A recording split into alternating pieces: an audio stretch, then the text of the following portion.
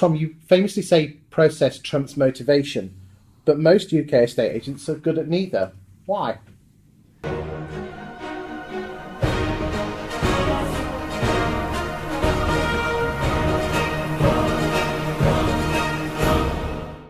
Well, that's a problem, because what you're basically saying is they're disorganised and they're not hungry. Just like pizza order takers, they just wait there. They're like right move receptionists waiting, which is the the big website, the portal. They just put the properties on, wait for the leads to come through.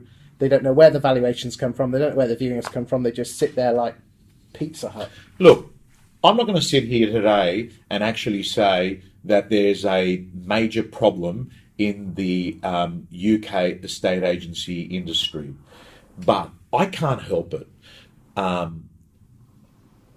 When I look at estate agents around the world, to me, it appears that in the UK, because of the low barrier of entry, it attracts a group of people that are happy to take a small salary, and they're happy to work 9 to 5 and hit the pubs afterwards, right?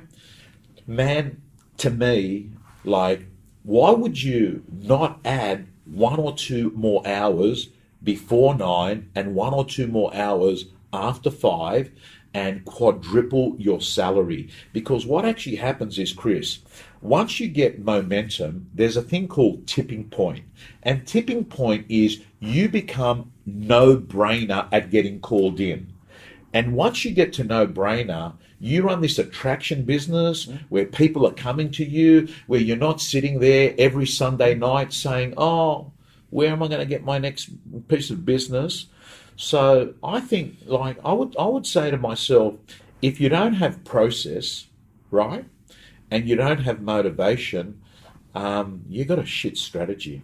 Do you think that's something to do with the fact is that most estate agents in the UK are employed, whilst in Australia they're self-employed? Therefore they have skin in the game? Oh, I think... Or is that a different reason? I think it's a different reason. Because you're going to Arwick just before you come to Sanchfest, and just about everyone that's there pays their own way to get there. It's unheard of for frontline negotiators to pay their own way to come to a conference. Unheard of. Well, I find that fascinating because I believe that education and training is not a cost, it's an investment. So I think the difference, Chris, is that if you're an estate agent that has got, that is an employee, but you have an employer's mindset. So the model's the same. They're still employees. In Australia, if you don't own an office and you work for an office, you're an employee. But this employee is thinking, hang on a second, if I go buy a ticket to an event and I walk out of there with 5 things that's going to help me 2x my business, that's not a cost, that's an investment. But in the UK, if you're an estate agent that's thinking to themselves, hey, I don't want to go off there, I don't want to pay £200 because that's £200, pounds that's leaving my pocket. That is, to me, scarcity thinking, right? That's not abundance thinking. You've got to start, like, even if you aren't the owner of the office, you've got to act like the owner of the office. So would you say to any negotiator, on probably 15 grand a year, think to yourself, if my boss is not giving me the training, I'm going to go out there and find it myself? Is that what you're saying? Absolutely. And do you think that's a British thing or an Australian thing, or just, what do you think? Be honest. I know you will. Chris, I think that sometimes in life, people do things because others have done it that way. I just think that that's the way it's done. They turn around and they use a reference point and they say, they're doing it that way, so I'll do it this way. Then all of a sudden, someone comes along and does it differently, and there's someone that's sitting away and they're thinking, wow, look at that.